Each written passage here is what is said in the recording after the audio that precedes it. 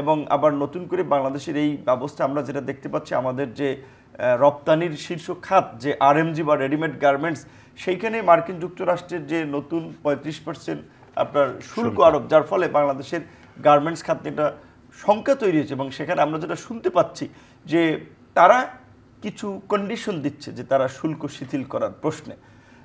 এখন কি কন্ডিশন দেয় সেটা আবার নন আপনার ডিসক্লোজার এগ্রিমেন্ট, যেটা গভর্নমেন্টও বলছে।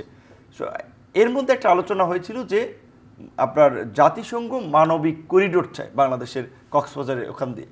মানবিক করিডোর দেখা যাচ্ছে যে সমস্ত দেশে দিয়েছে, সেইখানে নতুন করে সংঘাত সহিংসতা বেড়েছে।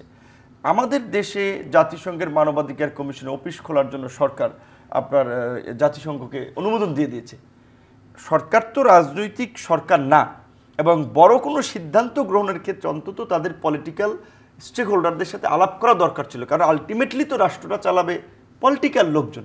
কোনো আলোচনা ছাড়াই তারা আপনার এই অনুমোদন দিয়ে দিল, যার ফলে অনেকের মধ্যে আরও সংখ্যা ঘনীভূত হয়েছে যে এই যে জাতিসংঘের মানবাধিকার কমিশনের 18টি যে সমস্ত দেশে অফিস আছে, সেই সমস্ত দেশগুলোর কর্মরত আফ্রিকার বুরুন্ডি, বুরকিনা ফাসো, নাইজার, আপনার মৌরিতানিয়া, লাইবেরিয়া, এই সমস্ত দেশে, এবং কার্যত ওই সমস্ত দেশগুলো অন্য আরেকটা দেশের নিয়ন্ত্রণাধীন দেশ কিংবা উপনিবেশে পরিণত হয়েছে আমরা দেখেছি।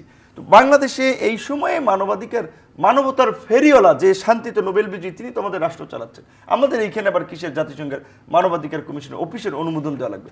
তো এই সমস্ত ঘটনাগুলোর কারণে আসলে সরকারের প্রতি এখন একটা আস্থার বড় ধরনের সংকট তৈরি হচ্ছে। সেই ক্ষেত্রে অ্যাজ এ অবজারভার হিসেবে, এই গণ অভ্যুত্থানের সংগঠক হিসেবে আমরা মনে করি এখন যত তাড়াতাড়ি এই সংস্কারগুলোতে ঐক্যমতে পৌঁছে একটা ইলেকশন দিয়ে পরিস্থিতির উত্তরণ ঘটানো যাবে, সেটি আমাদের দেশের মানুষের জন্য মঙ্গল।